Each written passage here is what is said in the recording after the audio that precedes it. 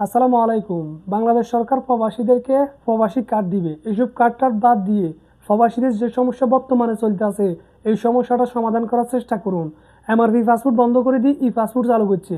এখন ই পাসপোর্ট করতে গিয়ে হাজার হাজার প্রবাসী ভাইরা সমস্যার সম্মুখীন হতে আছে।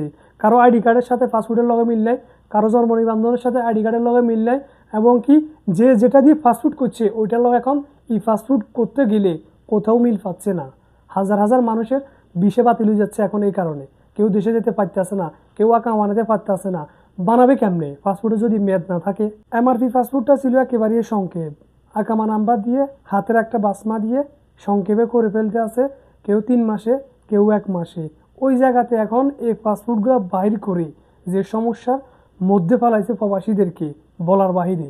অন্য অন্য কান্ট্রি এখনও এমআরপি পাসপোর্ট দিয়ে চলতে আছে। ওই জায়গা দিয়ে বাংলাদেশ কতটাই যে উন্নত হয়ে গেছে, হ্যাঁ তারা ই পাসপোর্ট চালু করছে। মানে অন্যদিকে যে উন্নয়ন না, ওই প্রবাসীদেরকে পিছন মারা দিছে।